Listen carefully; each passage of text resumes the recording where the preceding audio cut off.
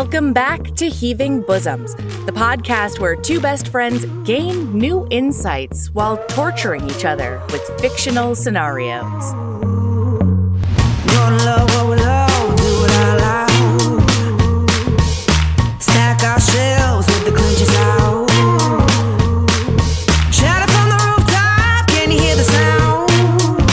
Yeah. Live your best life, love it out loud. Love it out loud.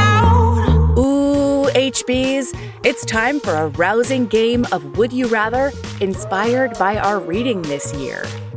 Yesterday was part 1 of our 7th Podiversary celebration, so make sure to listen to that for Kink Watch, Hard Limits Watch, Rabbit Hole Watch, and so much more. Today, in addition to Would You Rathers, Sabrina and I each give you a quickie of some bonus reading we've been doing lately. Here we go.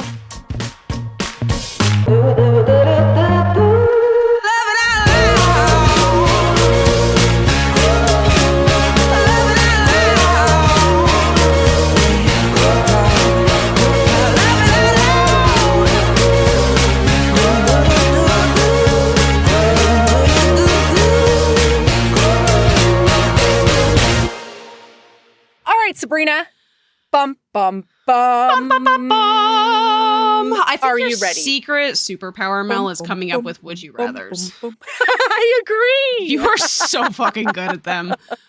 Some Okay. of these are rough.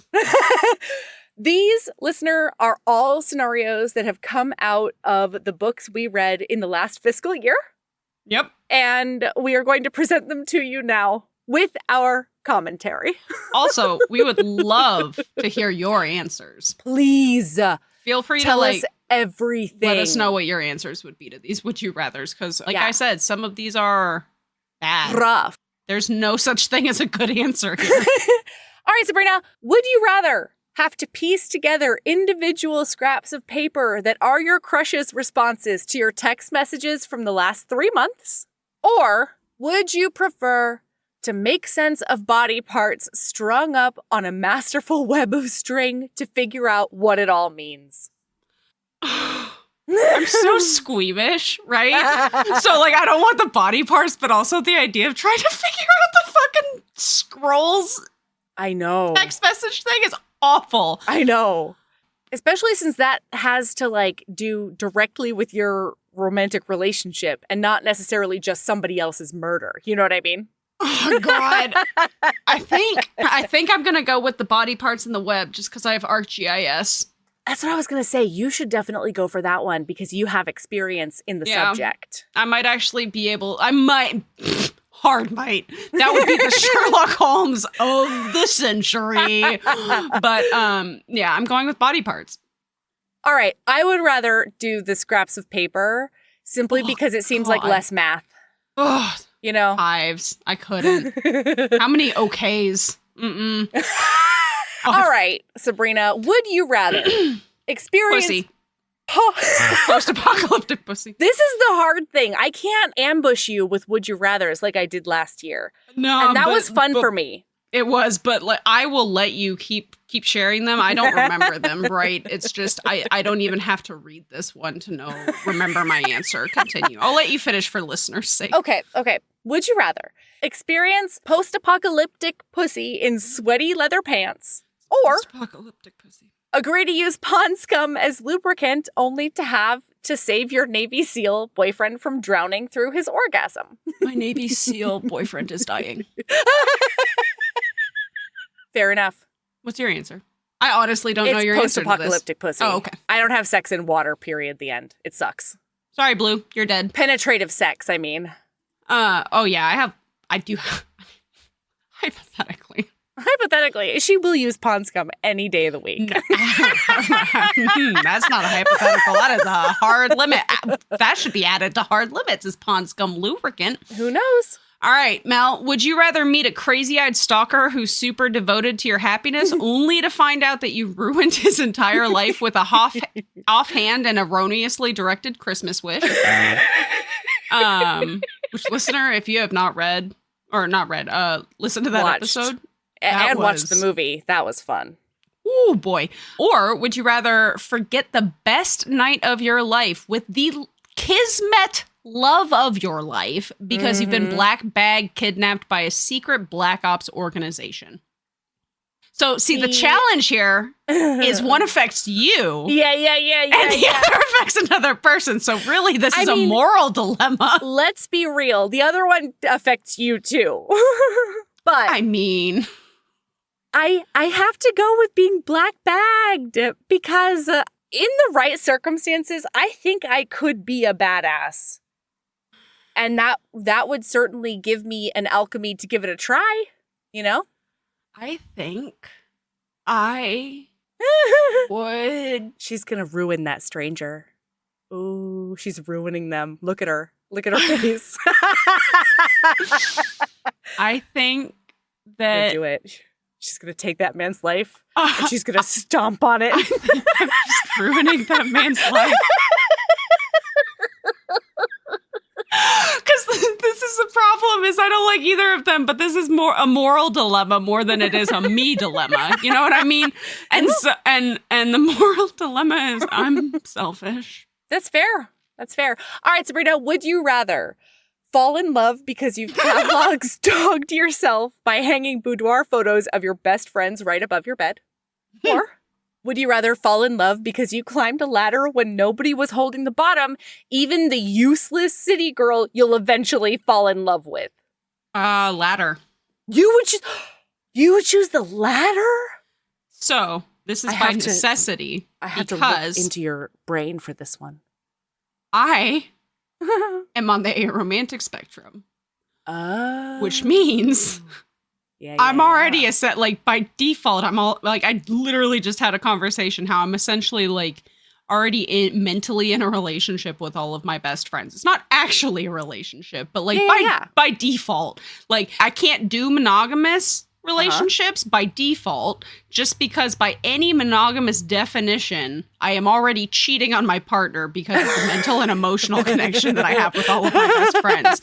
I don't need my best friend. I don't need to turn my best friends into sexual beings above my bed because I'm already in love with them. That's fair. Yeah. So I have no choice. I read this earlier and I was like, God damn it. I have to choose the unsupported, useless ladder city girl. Yeah.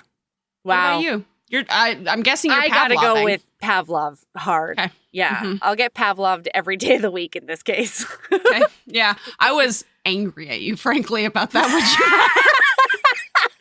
I did really come for your jugular on that one. You really did.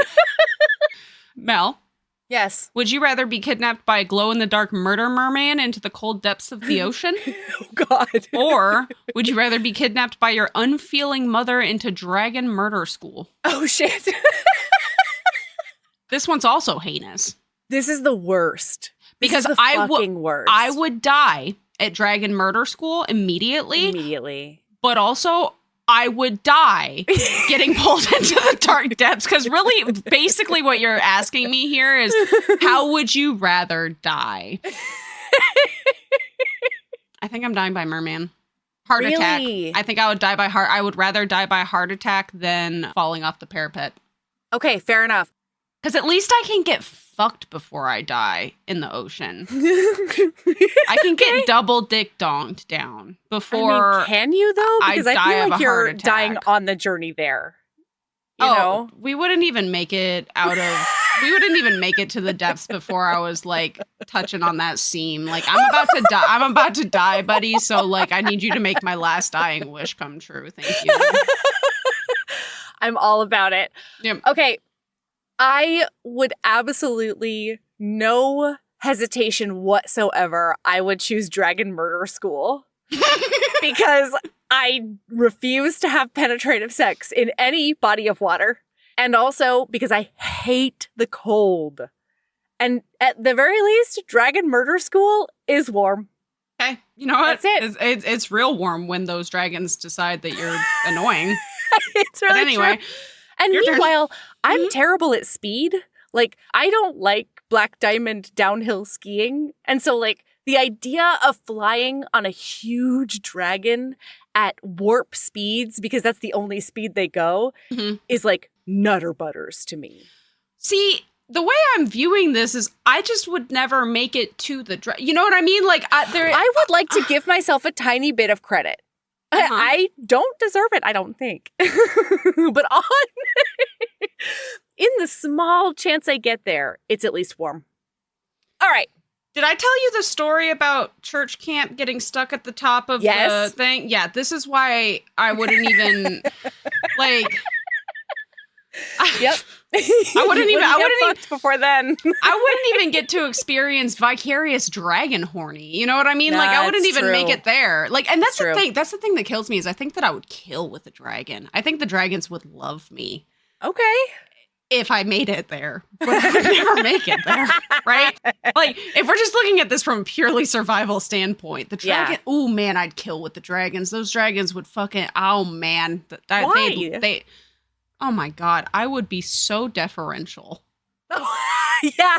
Oh yeah. I would immediately become a submissive. I would not be calling any of these wussy weenie baby dragons. You know what I mean? Not. Like these dragons would be like, this human is so respectful. This human is worshiping me. It smells a little like pee, but I can look look beyond that because it's so that's not true. I wouldn't pee myself. I think I would kill with dragons, but I would not make it to dragons because of that parapet. Yeah. Mm-hmm. All right, Sabrina, would you rather trip and fall and throw fish tacos all over yourself on national television? Or would you rather have your incel BFF touch your face constantly? I'm so glad you got this one.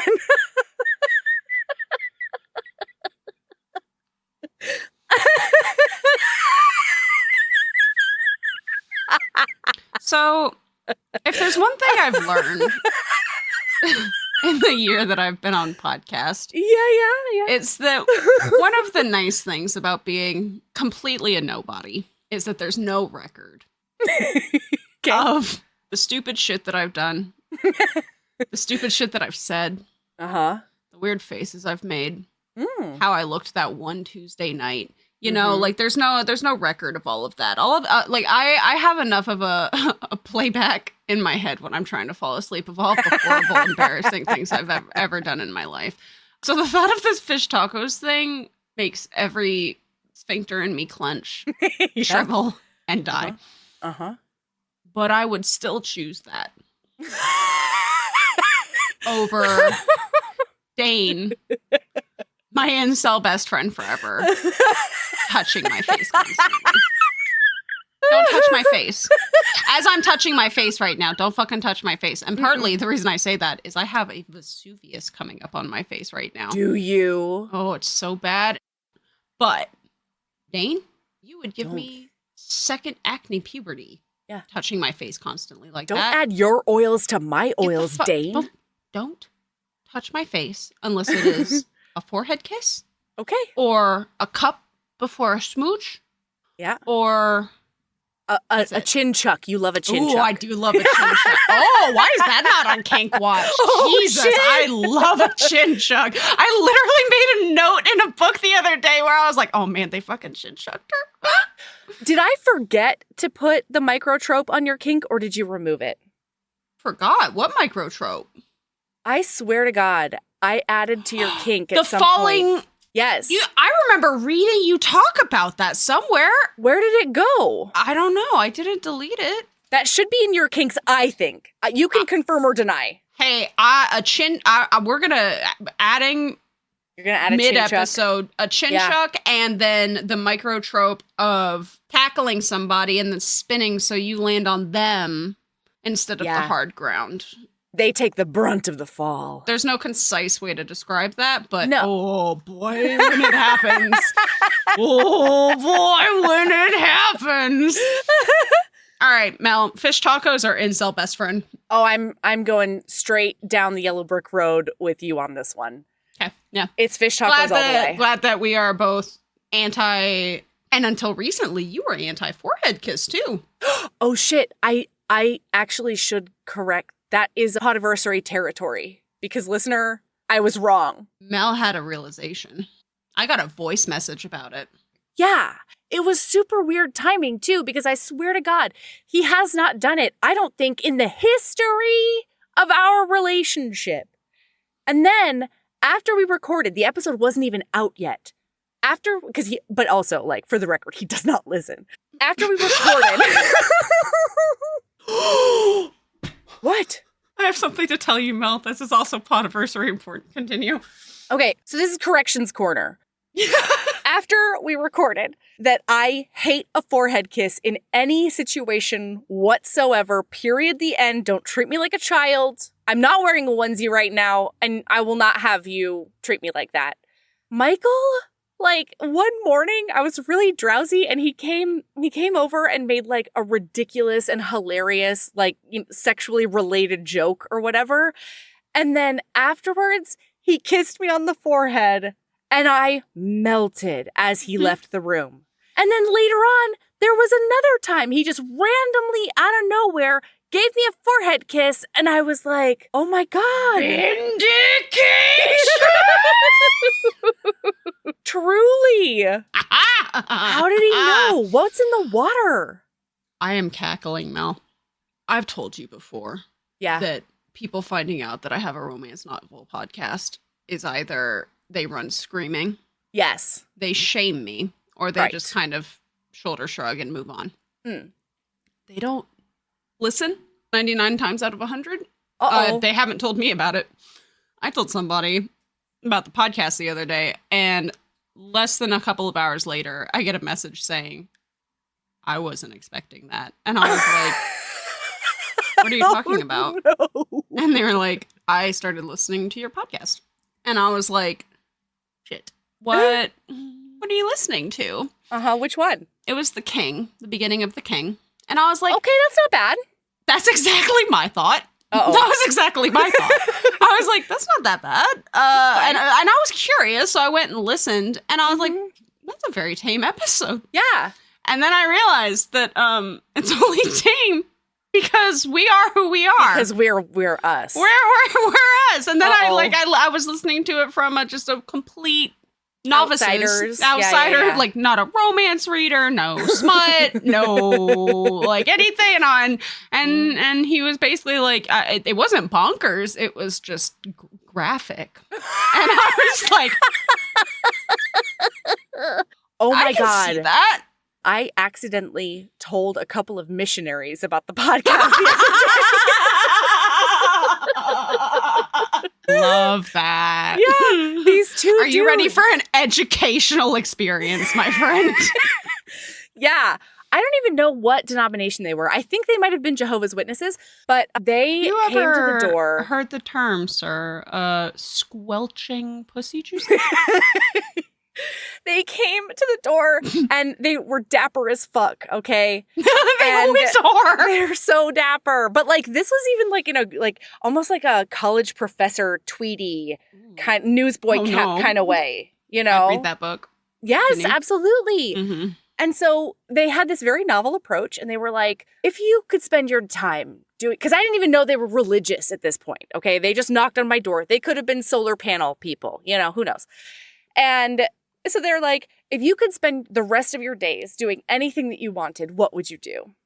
Oh, and I was like, I would read romance novels, I would garden, and I would probably still do my podcast for sure. They were like, oh, what's your podcast about? And I was like, I really... romance novels. They're about romance novels. And I always, for strangers, I'm always like, and they're very inappropriate. The episodes are very inappropriate. So be warned. I'm letting you know now. Yeah, well, I've learned now. I will be sure to essentially give a disclaimer. You know what I mean? Where it just never crossed my mind because they've never actually listened. And so I'm from here on out, I'll be like, if you only listen if you're ready to hear some things come out of my mouth. And then the one of the guys was like, what's the name? And a lot of people don't even ask that, right? Because everybody and their goldfish has a fucking podcast. They came to convert you and you converted them. I don't know. They haven't come back yet. They said they were going to come back and I was gone that day. So I don't know whether or not they did. But one of the guys said, I'll come back with my wife. And I was like, you know what? We'll see, bud. Okay? We'll see. I love this so much. Do we need to start going door to door, Melody? I can get dapper. Yes. I can get dapper. I'll show up in my little button down tweed elbow patch life and Hell be like, yes. Would you like to hear about squelching pussy juices? The gospel of smut. Yeah. All right. So we were both on fish tacos. Oh, yeah, your turn. Mel, would you rather jerk off while looking at grainy surveillance images of your crush? Or orgasm because your mind-melded dragon is having soulmate sex? And like orgasm in front of your crush because you're dragon. Very, and you would be so hyper aware that it was not your own. Right, this is your dragon's orgasm. Yes, by proxy. It's third party cum. Okay, I don't know about that. That's my pick. Here's the thing.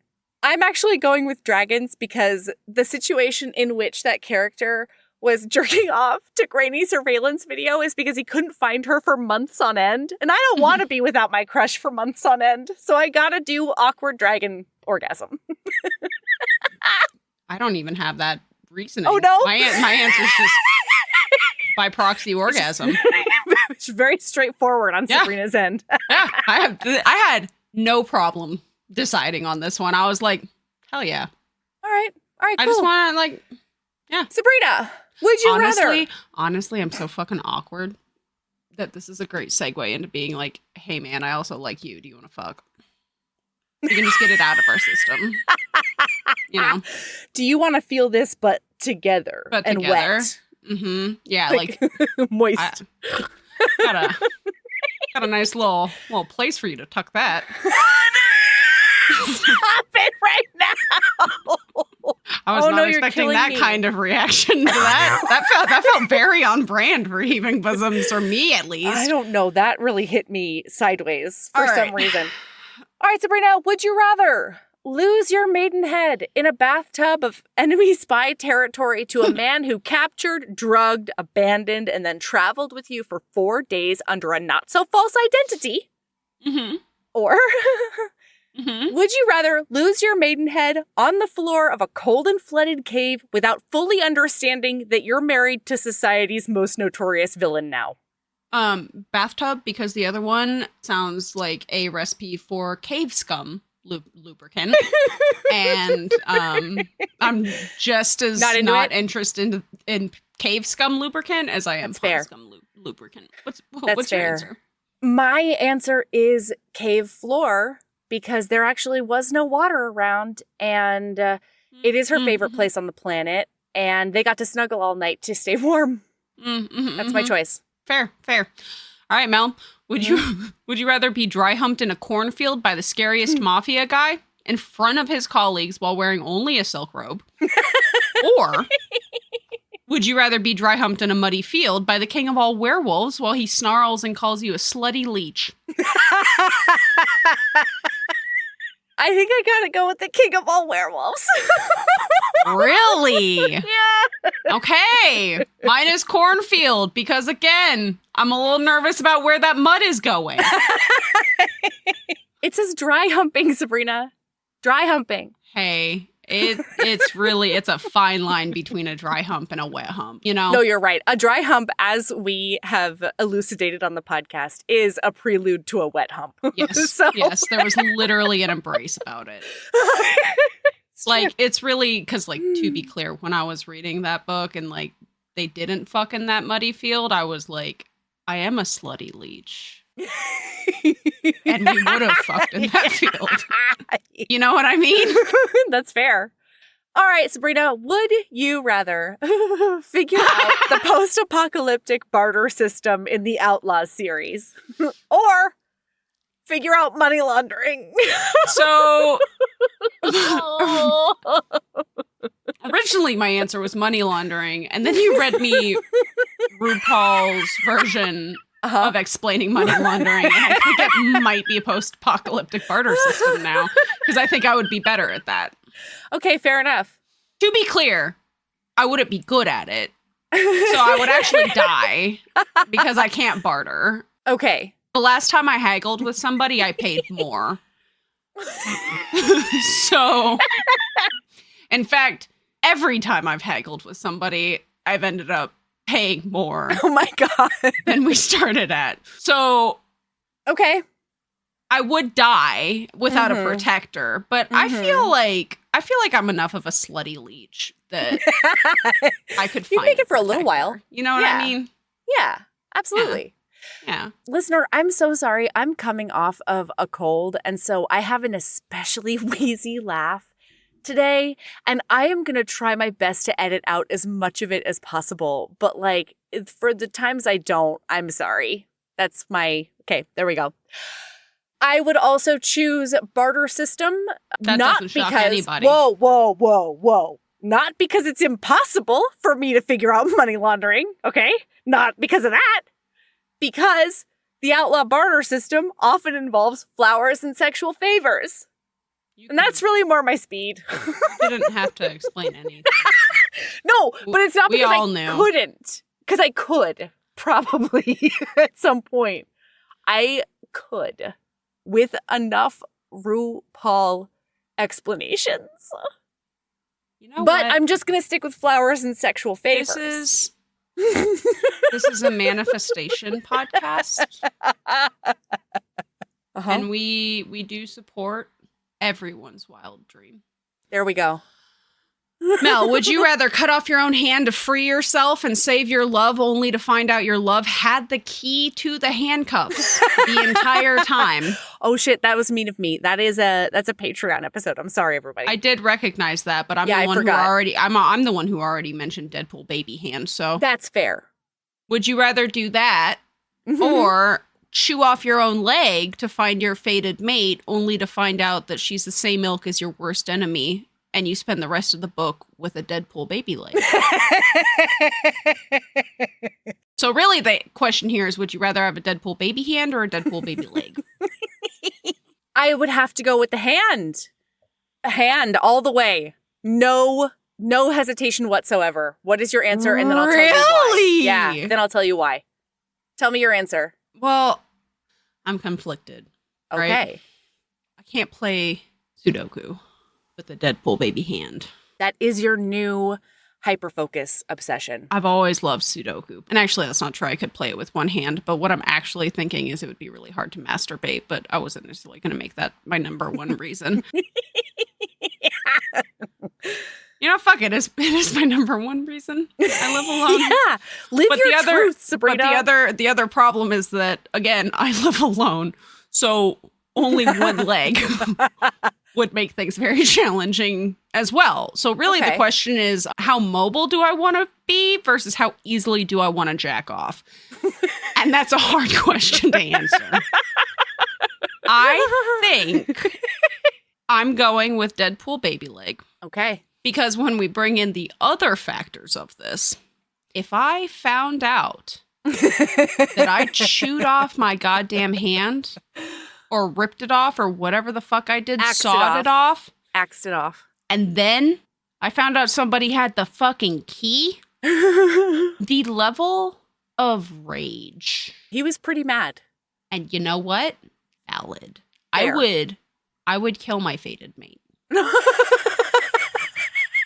Ghost or not, I don't give a shit. Although I guess my fated mate being there means that the masturbation thing probably wouldn't be an issue. There you go. That's You know true. what? Yeah, actually, you know Although what? they that's your were a ghost penance. at that point. No, that's your. She's got telekinesis. She can make shit happen. Oh, there we go. I've changed my mind. I've changed my mind because you know what? Your penance for me chopping off my hand is you're in charge of all these orgasms on command. Thank you. And I can walk. Yep, that's my answer. What was your reasoning? I'm very, very intrigued. My reasoning is, first of all, it's a clean lop. You know, when you're chewing off your own leg, that is a repetitive commitment. Squeamish. Yeah. Yeah. That you might be really hard. gotta, and like getting through the bone with your teeth and stuff. Like, he is a werewolf, don't get me wrong. It is easier for him, but still. And then the other reason, that might have been the only reason. Oh, and because hands are smaller. And so I think that they might regenerate faster. They are more complicated, though. Although feet are very complicated. I don't know. I think I'm just going hand. Oh, I already don't like looking at my feet as they are now. I don't think that I would be down for a regrowing foot. Oh my God, cover that up. No, yeah, A no, Deadpool hand. baby foot. I like how like I boiled this down to masturbation and now it's so much worse the more that I think about it. All right, last one, Mel. No, it's not. Oh, you're right. Except that I did some secret ones for you only. Okay, well then I'm gonna ask this last one. Yeah, please. Because you have secret, you bastard. That was not the agreement here. All right, Mel, would you rather have sex in an extremely tiny convertible in the now times? Or would you rather have sex in a Dickens Times prison on a bed? Oh my God, extremely tiny convertible. Oh my God. Really? Extremely tiny Okay. You want me to go on a mattress that soaks up Dickens Times smells? I think it's cute they think that they have a mattress in that prison. I mean, also fair. No, it's tiny convertible. I'll figure it out. Really? I thought that was a harder one. No, I don't think I really don't know that I want to do anything in Dickens Times, let alone get a mucous membrane out and rub it places. I don't know about that. Hide the mucous membranes. All right, fair. I'm going mattressless Dickens Times prison. Okay, fair enough. I was re-listening to that episode while talking, and we were talking about the convertible and both of us being tall people and trying to get like legs up and moved around. No, it's tough. Like it is a hard choice, but at the end of the day, it's a very simple one. You know. All right, well, we're on two opposite sides of this. All right, so what are my Sabrina, would you rather? Oh God. Found the next great VR experience, Sabrina's Christmas Time Cunt Punch Extravaganza, or found the next great candy experience, Squelchers? Which one would you like to do? I think I'm going Squelchers. Oh, okay. Feels a lot more hands off. Okay. A lot less effort. Okay. All right, fair enough. Yep. This one is tough because I have three choices. No, it's tough for me, not you. Oh, okay. I couldn't think of one to go with another one, but the other one is really easy. So this is like the fuck, marry, kill of Would You Rather. That's how we should do it. Here we go. Would you rather? I think it's still an easy choice for you. It's a harder choice for me. Would you rather be finger banged in an orangery? Okay. Be finger banged in a moving car on the way back to your crush's house? Okay. Or be given a foot job under the table right in front of your mafia boss? Kill. Kill.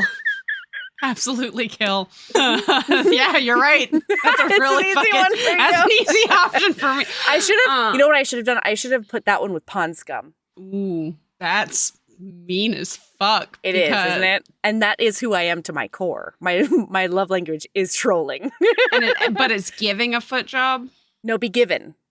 Or, no, you know what? Giving. You can give a foot job if you want, Sabrina, if that's a harder choice for you. No, I would give that over Pond Scum lubricant. Getting one versus Pond Scum lubricant is... I can't dissociate from that enough. Getting... What was the phrasing of the Pond Scum?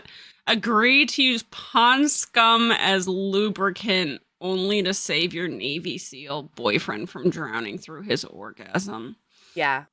You know what? Between that and getting a foot job, they make medicine for whatever happens with the Pond Scum lubricant, but the memories. No, they don't make medicine for those memories. No. Yeah. So I would Save that Navy SEAL boyfriend from There is drowning. not enough therapy in There's the not. universe. The only cure for the other would be amnesia. And there's That's fair. a chance I'd come back from that. That's fair. So, yeah, I'm going upon some lubricant. That's shocking to me. All right, what's your fuck, marry, kill for that? Would you rather, though? I'm very curious what your answers are. Okay, I'm marrying the finger bang in an orangery, please. Mm-hmm. That That was also my marry. Oh, was it? Okay. Mm-hmm. I'm killing being finger banged in a moving car. That's what I'm doing. I would rather get a foot job under the table right in front of my mafia boss. I just don't see that going well. You know what I mean? Like, especially in the car they were in, it's so fast. I'm like, that's not. And the foot job is over the pants, you know? I think that's great. Enough therapy. Yeah. All right. Yeah, you're right. That one was until we made it terrible. That one was super easy for me. Yeah. Until Yeah. Pond Scum lubricant. Until you were the best sport in the whole wide world. I can't believe that That's what you I can't were. believe that we came up with something that would make me choose. Because, like, almost literally every single other thing on this Would You Rather list, if you put it up against Pond Scum lubricant, I'm picking the other option. For sure. And the fact that we came up with. I curated it just for you. You're welcome. Rough. Rough. All right. The other thing we wanted to do during Podiversary is we talk about quickies all the time, like that we do on Patreon. Mm-hmm. And we wanted to give you a taste of that without regurgitating content that the patrons have already gotten. Yeah. So Sabrina and I are going to each do a quickie for you. Mm-hmm. And this is going to be a classic quickie. This is timed. Yes. And like lately we've been going a little fast and loose. You know, we've been doing more quickie pluses where it's like do the book, but do it in like 45 minutes, an hour. This is going to be classic quickie, 10 minutes each. Here we go. Are you ready? Yes. Are you ready, Mel? I am so ready. All right. Quickie me. All right. As you know, I've gone down a Brynn Weaver rabbit hole recently, and that eventually led me to MARROW by Trisha Wolfe and Brynn Weaver. It's a team up. It is about 2 serial killers, okay? And it's set in academia. Oh, fuck yeah. Yeah. So we open up at an award ceremony. She is getting an award because she's like the baddest of asses, and her way of masking is to be the bubbliest and like the best. So she is getting an award for getting like 50 acres of land that the university is now using as a research body farm because they are in the criminal forensics unit, both of the characters. The serial killers? Yeah. Yes! Okay. And the person who's supposed to be presenting this is her work nemesis, Jack Oh my God, is this an Sorensen. enemies to lovers? Oh, hard. It is a hard enemies to lovers. Okay. So he's supposed to present this award, and she's Uh-huh. like, he better fucking get here. But like, he's not there at this point, and time's a ticking, all right? Mm-hmm. He does not show up whatsoever. The head of the department gives her the award. And then as she's up there, she sees him in the very back of the room, like posted up by the door with a whiskey. And she's like, that fucking fucker. He couldn't even give me the tiniest modicum of respect, and I'm gonna ruin his life. Like, the very first line of the book is, by the time we're standing at the gates of damnation, Jack Sorensen will beg me to throw him to the devil. Because she's gonna ruin his fucking life, okay? Okay. All right. She gets the award, all is good. And then there's like this other professor that she bangs every once in a while. He's like the lame professor. His name is Brad. It's fine. And he looks like really, really squirrely. And he's like really nervous and he can't stop looking at Jack. And so she's like, he's got intel. I got to figure this out. And so she's like, I think I'm done here. Do you want to get out of here? And he's like, yeah, okay, cool. And they go back to his place. And this is loser professor? Yes. Okay. They go back to his place. They bang it out. And like mid blowjob, she gets the intel from him. And that is that his grad student has discovered discrepancies at the body farm. And he's discovered that like a lot of corpses are missing their hyoid bones for like no reason. Like there's no reason that you should only be missing a hyoid bone when you get a cadaver out of the whatever. And so she is... I know what a hyoid... the hyoid bone. Okay, so here we go. The hyoid bone is the only... explain it for a listener. For listener. Is the only bone in the skeletal system that is not connected to another bone. It just exists like in tendons and muscle. And the hyoid bone... I have a bone just floating around in my body. Sort of, yeah. It's in your neck. And the hyoid bone is especially indicative of strangulation. Because the only way you can break a hyoid bone is via like compression or ligature strangulation or whatever, okay? You don't always break the hyoid bone, but if they did, like there was a serious neck injury. So it's referenced a lot in like crime stuff. Anyway, meanwhile, we find out that he's been tracking her. He's been following her and he watched her go into this place and bang this professor. And he's like, ugh, it's fine though, because he doesn't really care about her at all. And he never has and he never will. Yeah, of course he doesn't. Mm-hmm, yeah. Mm-hmm. But then he figures out that like she left out the back door in like sweats. And so he goes to find her. And when he arrives at the body farm, he hears like a sure. And he walks over because she is actively digging a hole. And he's like, what's going on over here? Looks like I'm late to the party. And she's like, actually, Jack, you're going to love this. You're exactly on time. You're exactly where I need you to be the moment I need you to be. Is she digging his grave? Worse for him. Instead of doing that, they have this whole conversation and it leads, the context clues she's given him leads to him saying, who's in the bag, Kiri? And then she opens her giant duffel bag and pulls out the head of that grad student who discovered the discrepancies. Oh, so this isn't like Dexter bad people serial killers. This is actually, straight up.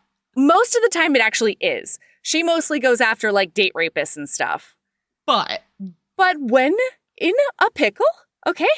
You gotta do what you gotta do. Okay. How much time do I have left? 5 minutes. Great. Oh, and shit. that's including adding fuck you. Extra time for your edit. So here we go. Okay, so she's like, I'm setting you up for this murder. And I'm really excited about it because you suck. And like, I don't want to deal with you anymore. And he's like, what do you want from me? And she says, I want you to tell me about the first time we met. And he's like, okay. So she's still burying this body, all right? And she's like, she references squashing grapes as she like jumps on the limbs to like get them further into the silt, the wet silt. And he's like, you walked into my office. I smelled your perfume, like preceded you. He knows the brand of her perfume, but he doesn't care about her at all. And he never will. And he tells her the whole interaction and like her heart stutters a bit. But then she's like, no. He's just like trying to get on my good side so that I will stop framing him for a really vicious murder. And I'm already down this road. I'm like, you've treated me terribly for 3 years. Yeah, you've been a douchebag for 3 years, you asshole. You've been trying to get me fired for 3 years. Like, I'm not getting brought over to your side. And then she goes, no, you're wrong. And until you can figure out when we first met, this is what we're doing. So now we go forward. They're talking about this whole situation because it turns out he started recording her villain monologue. And so now they decide to do a competition. It's called Body Farm Thunderdome. And the idea, because Brad knows too much, okay? So they have to get rid of Brad in any way necessary, but like preferably not with death because that'll just bring more heat on them. So whoever can figure out a way to get Brad gone first, either because he's too annoyed or scared or has a better opportunity, we don't care. Whoever can get Brad gone is the winner and gets to stay. And then the other person has to leave and find a new job and a new killing territory. Because 2 serial killers in one place is never a good thing. So they know each other are serial killers. Oh, yes. Okay. I mean, she knew he was. He just found out she is. Oh. Okay. Yeah. Okay. So, oh my God. By the way, at you one have point, 2.5 minutes. Fuck! I hate classic quickies. Okay. I just need to give you one example of their banter. At one point, she says, "Is this your weak attempt at seduction, Jack?" And he leans a fraction closer, his arm mere millimeters from my shoulder. "If I wanted to seduce you, I'd have you on your knees right now in the cold room with that treacherous little mouth of yours wrapped around my cock, begging me for more," he whispers. Oh, yeah.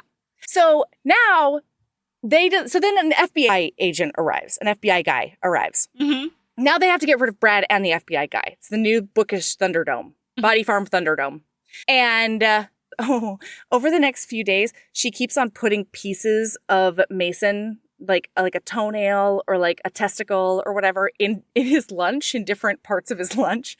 And he's like, "Hey girl, what the fuck are you doing?" And she's like, "You said to dispose of the body, and digestion's a really good way to do that." So I don't know what That's horrifying. I don't know what you're complaining about. Okay, so now he decides to go after one of her targets in order to frame Brad for it and get him arrested and gone. 1 minute. All I need you to know about this is that while he's killing, he can't stop thinking about her to the point that he goes absolutely bananas, ends up fighting this guy in his cold room instead of just like keeping him strapped down, and then furiously masturbating while kneeling in the victim's blood because he can't stop thinking about her. Okay? So now, yes. So no, it's even better because eventually, like, she has a flashback in front of, no, she has give me 5 more minutes. She has a flashback in front of him. Okay, 3. Okay, she has a flashback in front of him, and he figures out that she's been through a trauma. Okay, and like, he's an acts of service guy. All right, even though he is a psychopath. And like, he finds out that her triggers are like glass breaking and hammers and like cream colored carpets. And so after she breaks her award and the next day he replaces it with a brass one. It's really sweet. Aww. Anyway, while she's having this flashback, he realizes that he knows where he saw her before, he thinks. And it is one of the times he killed somebody. He killed a rival serial killer while he was mid-killing. He thought all 3 people died, but the girl that got stabbed twice didn't actually die. She's here now. She changed her name. Her name is Kiri, and she got turned into a serial killer that night. And she's been stalking him since then. She came to this university so that they could be romantic or BFF or just like, friend serial killers. And then she's been pissed off that he's been rejecting her for 3 fucking years. And he's been a dick for 3 years. Yes! Yeah! Okay. So once he figures this out, he's in it to win it, okay? And now they're on the same team, except that, like, she thinks he's going to move to another university. And so she's like, he's on my team right now, but eventually he'll abandon me, obviously. Why would he stay? And he is like, I just got to get all my ducks in a row so that I can get set up. And then I'll tell her how much I, care about her and want to be with her forever. Anyway, this leads to them getting a guy, taking him up to like a crash pad. And their plan is to kill him. He grabs the guy, slits his throat. The guy's bleeding all over the floor. And then he goes over, grabs her off the couch, lays her down in the blood pool, and they fuck like crazy. Okay. It is one of the best scenes of fucking in the blood of your enemies that I've ever seen in my entire life. Mm-hmm. And you know what? Not so classic quickie style, because this is public and it's not behind the paywall. I'm not going to tell you how it ends. Plot twist. You know what I will say, though? That's fucking rude. No. You know what I will say? I'll say 2 things. One is she ends up like moving in with him really quick because there's a danger. He manufactures a danger. And right before he moves in, he pays triple the amount to have all of his cream-colored carpets replaced within 24 hours. That's swoony as hell. Okay, all right, I'm in. I mean, yeah. I've been in. But I know, you've been in, absolutely. And basically, like, I just won't tell you the mechanics of, like, the final climactic thing. But it's them against somebody else. And then they win, obviously. And they go off into the distance to another university. And they get a cabin together. And like one of the last pages is him presenting his gift to her. And that is her next target and a new crossbow. And that's love. That is love. Is what that is. And actually, I'm okay with you not finishing just because I want to read this now. It is so good. Listener, part of the nice thing about a quickie is that it is just enough information to like pique the interest, but not enough that I can't read the book myself. You know? Yeah. Like a classic quickie anyway. Because like when Mel, to be clear, when I can't be held back. Mel demanding 3 extra minutes on top of the minute I already gave you. So really it came out to 4 extra minutes. How dare you? That is classic quickie. No, because the other like defining factor of a quickie is the flailing. Is the like trying to figure out how to do this in enough time. Oh no, I spent 7 of my 10 minutes on the first 20% of the book. How do I fit 80% of this book into 3 minutes? Wait, I can't. I need 5 more minutes. Wait, no, 3. There's a bargaining aspect to every classic book. All right, give me a quickie. All right, I'm prepared. Let me give you a little bit of context. My time's gonna start. I already know when my time is starting, so I'm just gonna give you some context that I got by Facebook. Oh, okay. I got by Facebook. I'm in a SILVERFOX era right now. I have been devouring KC Crowne books like it is, in fact, my job, which it is not. It's not podcast job. It's not real life personal job. Right. We've all been there, you know. And go. So, unfortunately, this is the last book in a 19-book series. Holy shit balls. It. It is definitely one of those series where like every book is a different, like, it can be read as a standalone. Some of them more than others. So, this one is Sexting the SILVERFOX by KC Crowne. Yep. The series is SILVERFOX Daddies. Okay. Storygraph's a liar. At some point, I will be going in and fixing this on Storygraph. Because you are an editor now.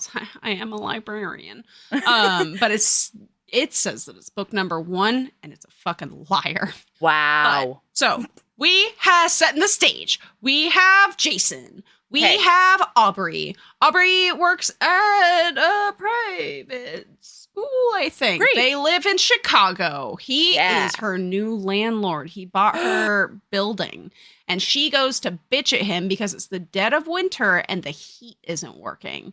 And so she goes into his office and she is like, what the fuck? Blah, blah, blah. All of these things need to be fixed. And he's like, okay. And he is already he immediately identifies her as a sexy woman. Nice. He's like 40s, I think. And she's like in her 20s. And because this is an age gap romance. Obviously. And he has a child. The child is very cute. And he gives her his number because he's like, any issues that you have, because he immediately identifies her as a sexy woman, obviously. And he gives her his card and he's like, any issues, then let me know. And that night, she thought he was a super sexy man. And so she does draft a text message after a bottle of wine. Yeah. And then she's jacking off thinking about him and accidentally knocks her phone off of the couch. Okay. And her sext got sent to him. No. And the next morning she wakes up and she's like, oh my God, what happened last night? And then she sees a text message from him. And she's like, oh no, I forgot about that. What have I done? And she opens it and it says, tell me more. So they start sexting. Yeah. And it's hot. It's great. And then they embark on this sexual escapade. He's always worried about her being too cold, and so like he starts showing up to her house, like her apartment, to like keep her warm. And, I mean, it is a Chicago winter, and it sounds like he's a slumlord. And like, so he bought the property from a slumlord, and he's fixing everything. Got it. And so, then we find out that she's in hiding. She is a part of this big fancy New York Bratva family. And she was going to be married off to her father's second in command. Okay. Who's like a gazillion years old, way older than her SILVERFOX daddy, who's, 20 years older than her. Yeah, yeah. Everybody has limits, Sabrina, okay? Also, he's hot. And she hates being a part of this mafia family. And so she does escape and run off to Chicago, which is owned by a different Bratva family. And they're both against each other. Yeah. And Rival she's families. in hiding. She has her name changed and everything, and so she's in hiding. And she's with him. And they're not putting labels on it. But they're like together. Mm-hmm. And they do all of these things. And then he can tell she's hiding something. But she won't tell him what. Obviously. And she's being stalked. And so obviously when somebody tries to steal her away, she decides that it's time for her to make her great escape, but he doesn't want to let her go. So obviously she has to move into his penthouse. I mean, it's the only place she'll be safe. Obviously, not one of the other places he owns, but his penthouse, obviously. So she does. And now they're living together. And his kid is like, who is this? And he's like, he sends his kid, but by the way, she's like a kindergarten teacher or something. And so like she gets along with his kid like swimmingly. Do we know how old kid is? Kid is young. The kid is young enough to need a nanny. Okay. And so he does ship his kid and his nanny off to family in Nebraska. Oh. To be safe. Sure. Because and so that he can be more rambunctious with his sex friend. Well, I mean, he's pretty good at keeping her quiet with that aforementioned hand over the mouth situation. Interesting. Yeah, they're all a little bit over the top, possessive, dominant men. It's pretty. Yeah, okay. That's what's happening. It's pretty fabulous. That's the flavor we're going with. Yeah, just dominant SILVERFOX daddies. It's fine.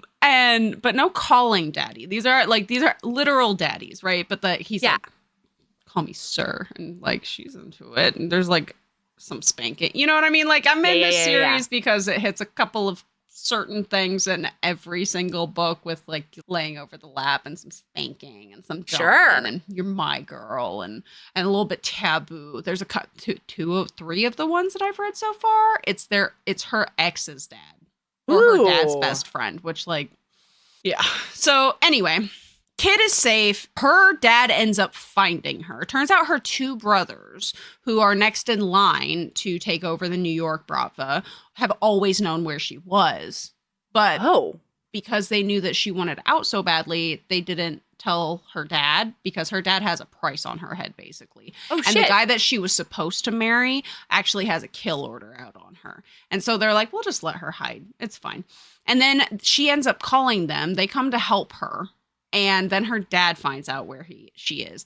And so he shows up and he's like, you're coming with me. And so he like takes her from him and hides her in this big fancy hotel. He is distraught and he's trying to figure out, what do I do? How do I get back the love of my life? But also, like, I don't know what to do. She's been hiding these things. She put me and my kid at risk and blah, blah, blah. And I can't decide how I feel about this because he hasn't admitted that he loves her yet. Sure. And all of these feelings.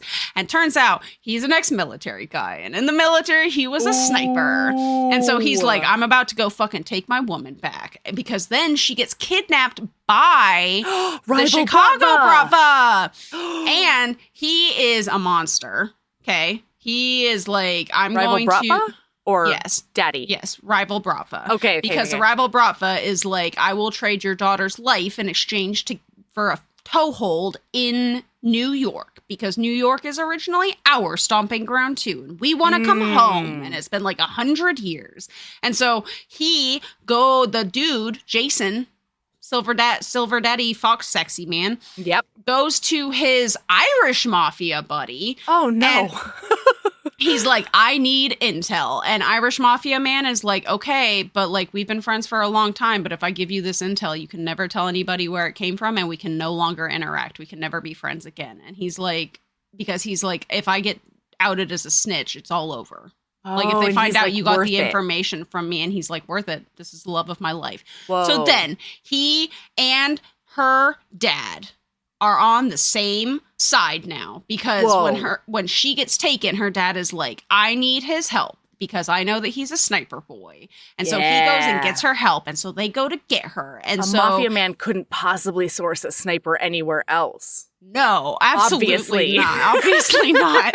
So he's so upset because he's like, I can't believe that I have to kill again. I swore that this was all behind me, but I'm going to do it for my woman. And so he's like watching from afar, and he can hear through the earpiece. And this is when he finds out she's pregnant with his child. And he's like mad at her dad. And he ends up shooting the Bratva Chicago boy. Yeah. He dies, and he has the worst body people in the world.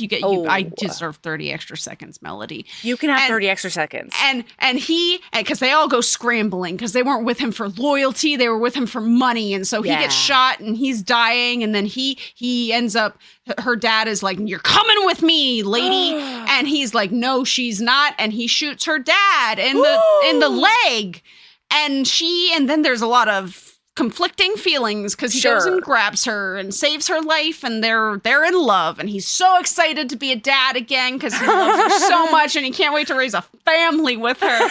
And then the dad gives up, and he's like, okay, fine. And then in the epilogue, they're together, and it's the wedding, and she hasn't heard from her father. Oh, because her brother took over. Her brother held a gun on her dad and was like, you give me the reins, you retire because you're fucking it all up. So now her brother's in charge, and her dad's under house arrest. And at the wedding, her father isn't there, and she was sad because he's not there, and her brother's gonna walk her down the aisle, and then her dad shows up, and he's like, I'm so sorry for having been a terrible father. I made so many mistakes. I made so many mistakes.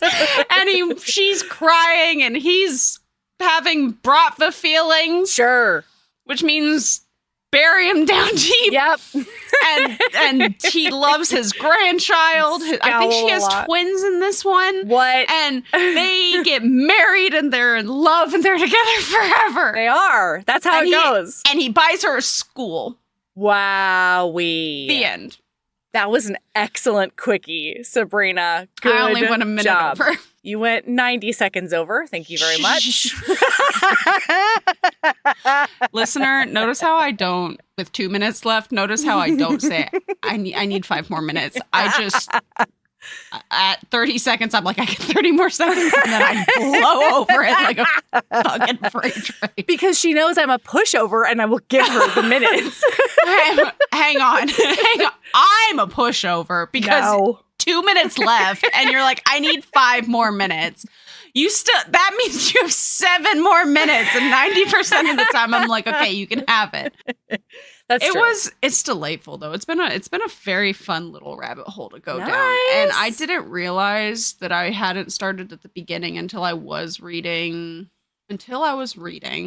Hang on, because these book names are just I'm so sure. good. Sexting the Silver Fox is an iconic title. It's pretty great.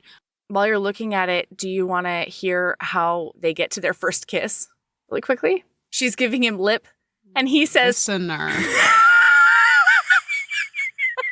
This is a new... coming after him. Okay. And he says, you're playing with fire. And then she says, oh, I highly doubt that. Jack Sorensen could never get hot. Her leg slips between mine. Her thigh grazes my cock. Her breath catches at the feel of my rock-hard erection. You're too fucking cold. I trap her throat in a brutal clutch and force her back against the body locker. A sharp breath escapes her lips as I capture her mouth with mine. That is a good one. Yeah! Am I right? Or am I right? Did you just witness that sneaky little just slide in? I had to make sure that listener was entertained while you were looking for your title. So, Sexting the Silver Fox is the most recent in this series. Okay. Then, the next one I read is sold to my ex's dad.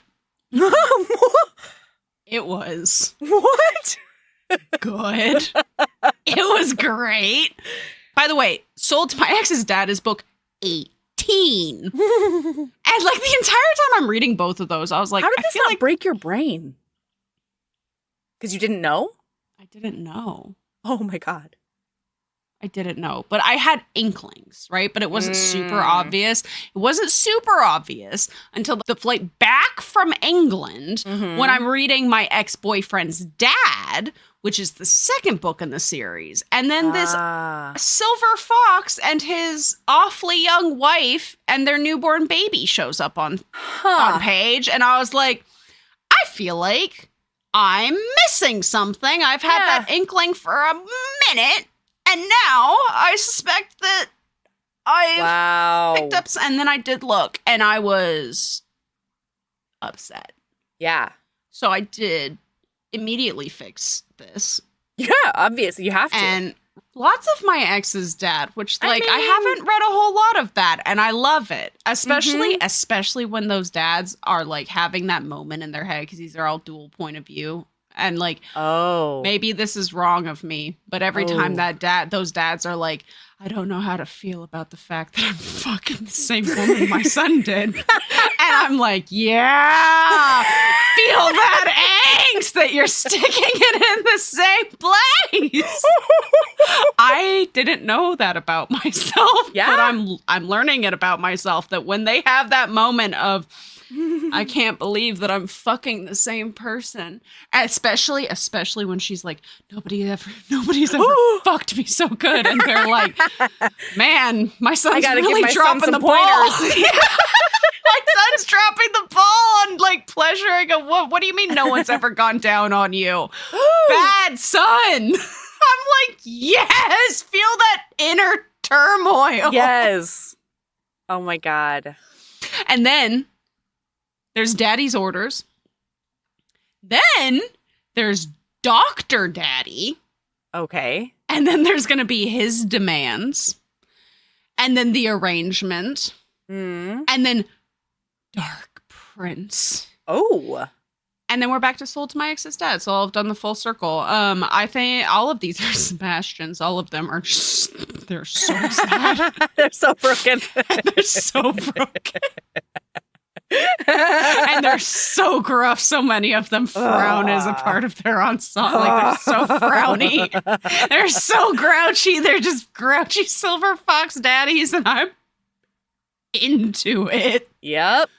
Into it. Oh, God, that inner turmoil of the fact that they're fucking the same woman their son did. I know, like, maybe that's officially on pod, I guess now. Maybe that's next year's Kink Watch. I don't know. Who knows? I'm so into it.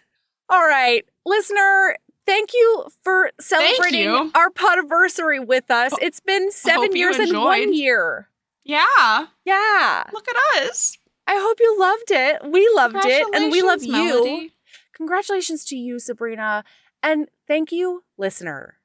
Thank you, listener. Like, we literally couldn't have done any of this without y'all. No, absolutely not. Absolutely not. Like, you are what make the podcast, and I'm so thankful for you, and I find you to be very entertaining and wonderful. So Agreed. By the way, I do have a modification to my Would You Rather request for listener, though.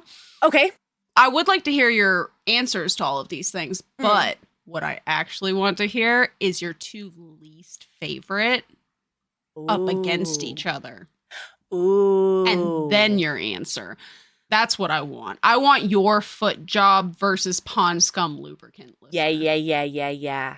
That's what I want. Should we post the spreadsheet somewhere? Yes. Should we post it in the cult, maybe? Yep. We will be posting this in the cult, and we would, you know what? We're going to post this in the cult, listener, these Would You Rathers, and then feel free to put your reasonings in there, because we're going to read them out loud on the Embrace episode. Yes, because, hey, y'all, there are 10 weeks until the Embrace, okay? So we've been getting emails recently of people completing their embraces, and they are getting embraced as we go.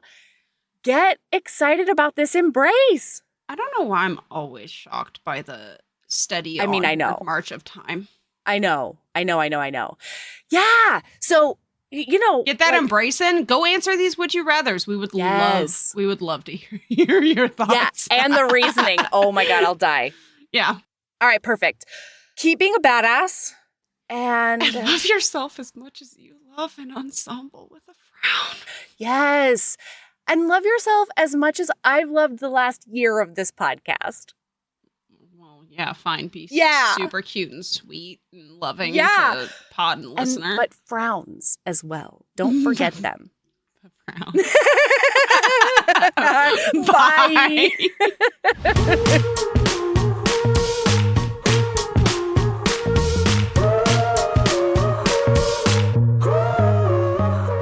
Y'all, thank you for listening and celebrating with us this week.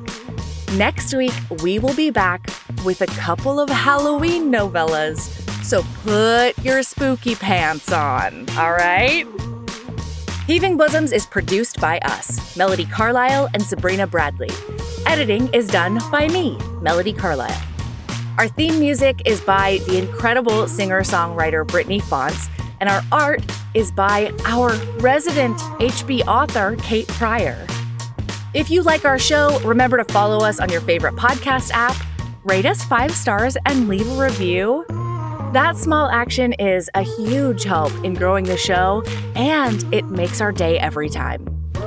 If you want to get in touch for advertising inquiries or anything else, you can email us at heavingbosomspodcast@gmail.com. If you want more of us, visit patreon.com/heavingbosomspodcast. You can also find us on Instagram @heavingbosoms, on TikTok @heaving_bosoms, and in our Facebook group, the Heaving Bosoms Geriatric Friendship Cults. See you Monday.